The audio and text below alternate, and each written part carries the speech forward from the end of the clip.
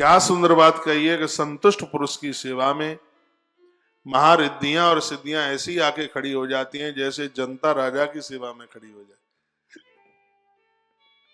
जैसे शिष्य गुरु की सेवा में खड़ा रहता है। संतोष रहित चित्त में ज्ञान का प्रकाश कभी नहीं होता। संतोष रहित चित्त में ज्ञान का प्रकाश है वो कभी नहीं होता।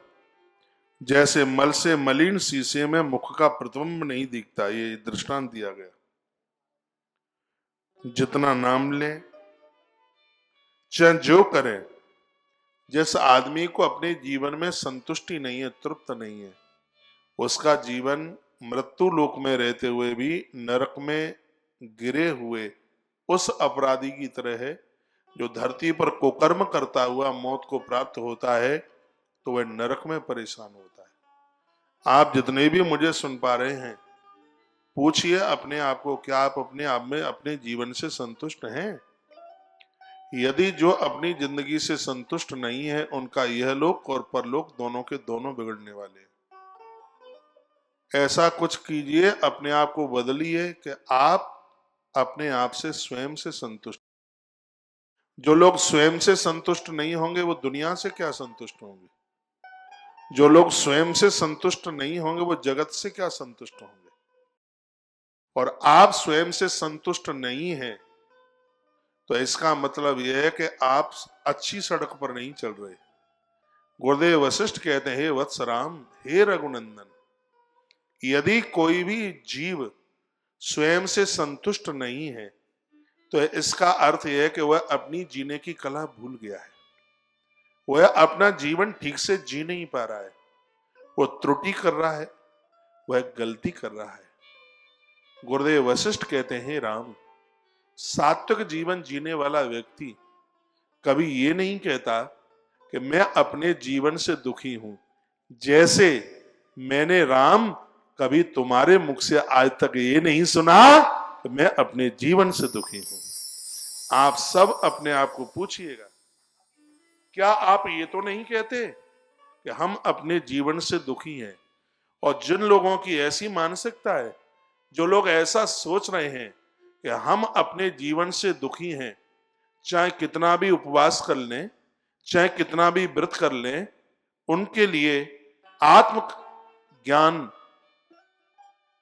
प्रकट नहीं हो सकता। और जिसको इस आत्मज्ञान की उपलब्धि नहीं है उसके लिए मोक्ष का दरवाजा कभी खुल नहीं सकता। और जिसके लिए मोक्ष का दरवाजा नहीं खुला उसका अधोपतन होता है, उसको अधोगति होती है।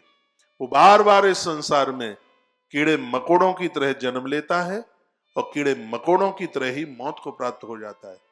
आज से इस बात का चिंतन कीजिए, ऐसा कारण क्या बना है जिसकी वजह से आप अपने जीवन से संतुष्ट नहीं हैं? आपको नियति में ऐसा आ गया है कि आप दूसरों को ही दोष देने के लिए तैयार हैं। लेकिन आपने जो पहले वाला गुण सुना है, सूत्र सुना है, जिसका नाम है सम, सम का अर्थ है आप किसी को दोषारोपण नहीं करते, आप किसी को शिकायत नहीं करते। ये गुण माता कौशल्या के अंदर है। जिस समय भरतलाल जी ने हाथ उठा करके कहा था, जब तक मैं राम को नहीं देख लूंगा जिय की जरण न जाए, देखे बिन रघुनाथ पद जिय की जरण न जाए। जब तक मैं भगवान राम के चरणों का दर्शन नहीं कर लूंगा, हे गुरुदेव, आप मुझे क्यों गद्दी का मालिक बना रहे हो? रसा रसा तल चाहिए तवही। मुझे अपराधी को गद्दी पर आप बिठाकर और इस राज्य को आप सुख के साथ देखना चाहते तो गुरुदेव संभव नहीं है।